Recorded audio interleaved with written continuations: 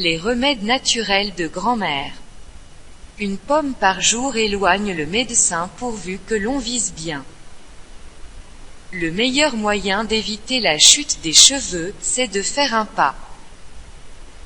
Les remèdes naturels de grand-mère se situent bien loin de ces deux conceptions. Pour le moins fantaisiste mais un rien cynique et finalement assez radical, de la santé au naturel et des soins du corps. Les remèdes naturels ne prétendent en aucun cas faire concurrence, voire rejeter la médecine classique en proposant des solutions d'automédication et de substitution à l'expertise et à la science médicale.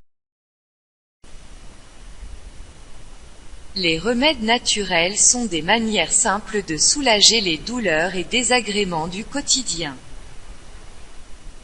De patienter sans trop souffrir en attendant la consultation et le diagnostic du médecin, ou de prendre soin sans se ruiner de sa peau, de ses cheveux, de soi et de veiller au bien-être de chacun.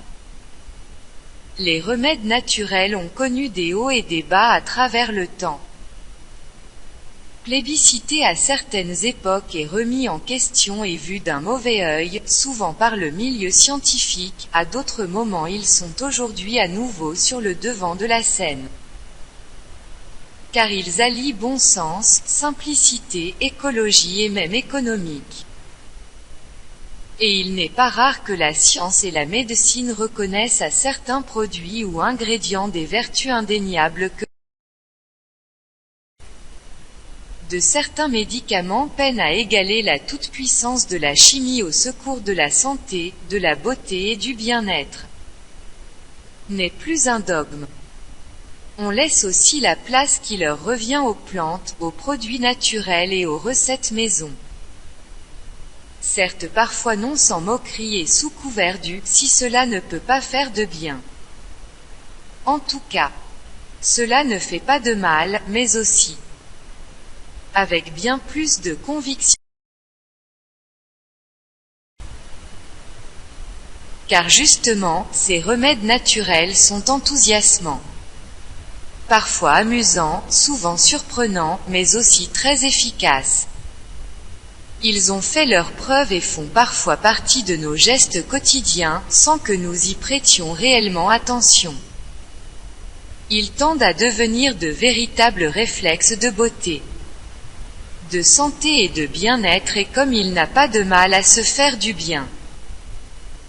Les remèdes naturels de grand-mère concernent aussi bien les soins du corps et le bien-être que la santé, ainsi que les femmes enceintes et les enfants, qui eux aussi ont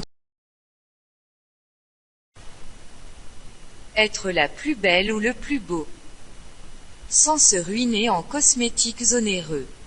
On en rêve. Comment avoir les plus beaux cheveux du monde, une peau sans imperfection, un corps ferme et la peau douce, des mains et des pieds à deux pâmés.